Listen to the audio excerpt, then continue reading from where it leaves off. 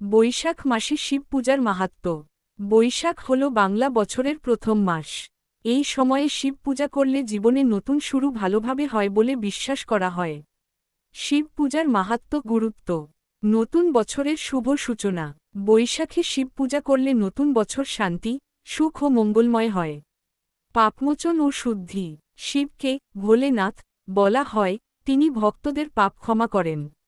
এই মাসে পূজা করলে মন ও আত্মা পবিত্র হয়। কষ্ট ও দুঃখ দূর করা। বিশ্বাস করা হয়, শিব পূজা করলে জীবনের দুঃখ কষ্ট কমে এবং বিপদ দূর হয়। ইচ্ছা পূরণ। ভক্তি সহকারে শিবের পূজা করলে মনোবাসনা পূরণ হয়। সংসারে শান্তি ও সমৃদ্ধি। পরিবারের সুখ, শান্তি ও উন্নতির জন্য বৈশাখে শিব পূজা করা হয়। জ্যৈষ্ঠ মাসে প্রধানত শনি পূজা এবং গঙ্গা পূজা করা হয়। এখন এই দুই পূজার মাহাত্ম্য, গুরুত্ব সহজভাবে বুঝিয়ে বলছি। শনি পূজার মাহাত্ম্য। শনি দেবকে কর্মফলের বিচারক বলা হয়। মানুষের ভালো মন্দ কাজের ফল তিনি দেন। শনি পূজা করলে দুঃখ, কষ্ট ও বাধা কমে। জীবনে ধৈর্য, সহনশীলতা ও ন্যায়ের পথে চলার শিক্ষা দেয়। যারা শনি দোষে ভোগে, তাদের জন্য এই পূজা খুব গুরুত্বপূর্ণ। গঙ্গা পূজার মাহাত্ম্য। গঙ্গা দেবীকে পবিত্রতার প্রতীক ধরা হয়। গঙ্গাজলে স্নান করলে পাপমোচন হয় বলে বিশ্বাস। মন ও আত্মা পবিত্র হয়। জীবনে শান্তি ও শুদ্ধতা আসে। গঙ্গা পূজা প্রকৃতি ও নদীর প্রতীক। আষাঢ় মাসে জগন্নাথ দেবের রথযাত্রা খুবই গুরুত্বপূর্ণ একটি উৎসব। রথযাত্রার মাহাত্ম্য। ভক্তদের কাছে আসা। এই দিনে জগন্নাথ দেবের তার ভাই বলরাম এবং বোন সুভদ্রা রথে চড়ে মন্দির থেকে বাইরে আসেন। এতে বোঝানো হয়, ভগবান নিজে ভক্তদের কাছে আসেন।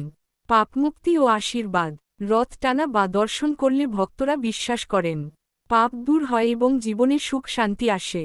সমতা ও ভ্রাতৃত্বের বার্তা। এই উৎসবে ধনী গরিব, ছোট বড় সবাই একসাথে রথ টানে।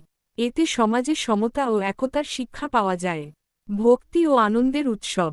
গান, কীর্তন, প্রসাদ বিতরণ সব মিলিয়ে এটি ভক্তি, আনন্দ ও উৎসর্গের প্রতীক।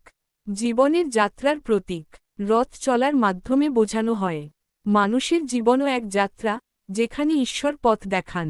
আষাঢ় মাসের রথযাত্রা মানে ভক্তি, সমতা, আনন্দ এবং ঈশ্বরের আশীর্বাদ লাভের উৎসব।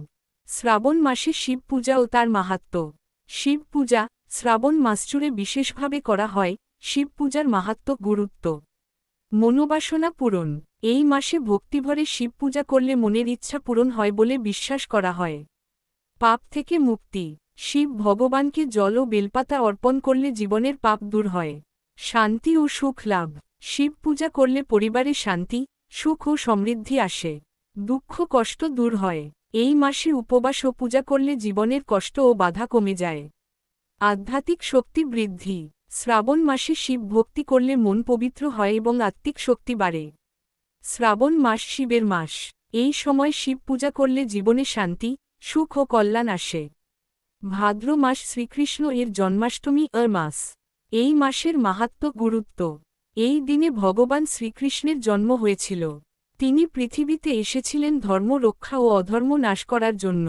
ভগবদ্গীতাতে তিনি জীবনের সঠিক পথ, কর্ম, ভক্তি ও জ্ঞান সম্পর্কে উপদেশ দিয়েছেন। জন্মাষ্টমী আমাদের শেখায় সত্য ও ন্যায়ের পথে চলতে, ভক্তি ও বিশ্বাস রাখতে, অন্যায়ের বিরুদ্ধে দাঁড়াতে।